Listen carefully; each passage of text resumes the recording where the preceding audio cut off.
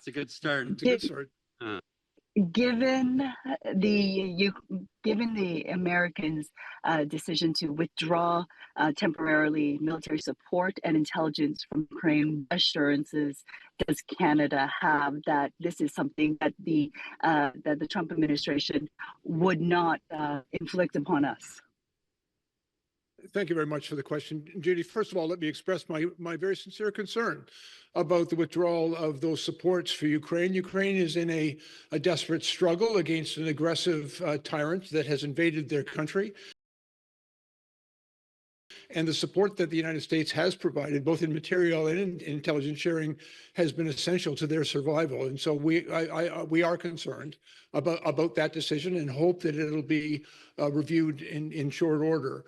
But I also had the opportunity yesterday to meet with the commanding officer of NORAD, General Guillot, who came up to Ottawa for an important discussion because we're doing a lot of work together. That's a relationship that has been strong, resilient, and has kept both of our nations safe and the continent safe for almost 75 years. And so the General and I talked about the work that we have done together, but also the work that we still have to do.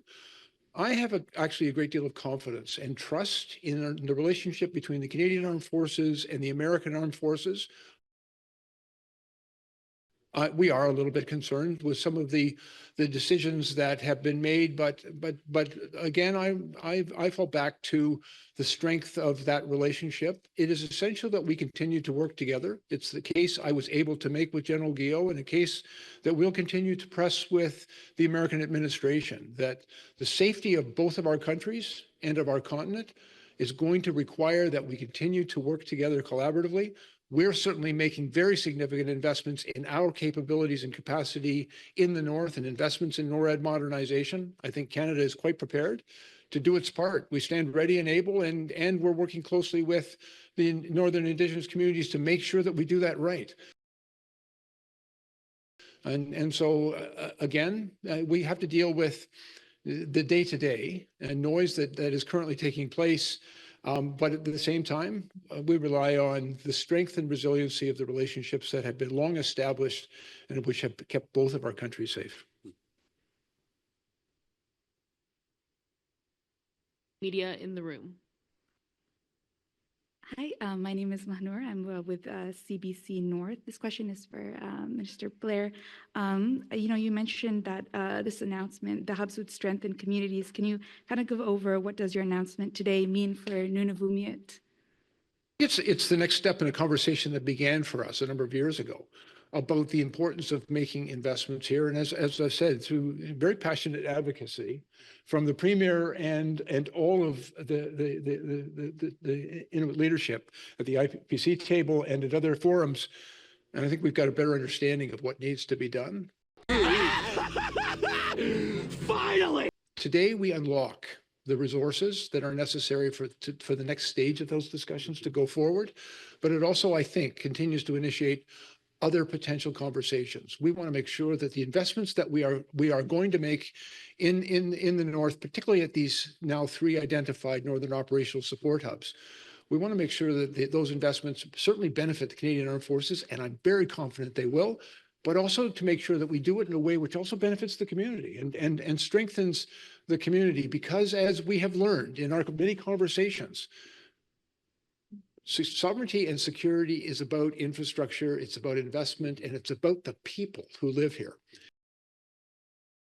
And if we do not engage with them appropriately, we cannot be completely successful. And so we understand that.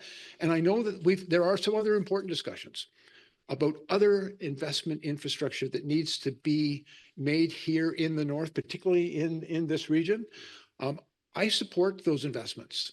Some of them are defense related, others may not, but I think they're all necessary. And it's all an important part of the conversation about what we have to do going forward. Premier, please. Yeah, thank you so much for that question. I just want to say just how proud I am of the leadership around. We've always had mentioned it's about investing in our communities, and the best way you assert your sovereignty is looking at how healthy your communities are. I know I've been meeting with Minister Blair in close consultations with the members of Iqaluit MLAs. I know we've had some good discussions around their strong advocacy, but that there's much more we need to do. Just recently, our strong partnership we have with Nunavut Tungavik Incorporated, with the president in particular, very excited to see more investments across the territory. This is the first announcement that I know the Minister Blair has initiated, but we do see an opportunity where there's strong alignment of leadership across the territory, from territorial governments all the way to Inuit organizations. And I'm looking forward to seeing those nation-building moments to happen, but it requires investments. And I had mentioned that time is running out, and now is our time. I would like to thank the incredible premiers across the country who fully support investments across the north, not just here in Nunavut, but in the NWT as well as the Yukon. And through that work as northern premiers, we've advocated very strategically that when you look at the vulnerabilities, the opportunities are here in the north. Today we're talking about defense, but there's opportunities around what we could do to secure critical minerals, to diversify Canada's economy, but it requires investments and investments in nation building.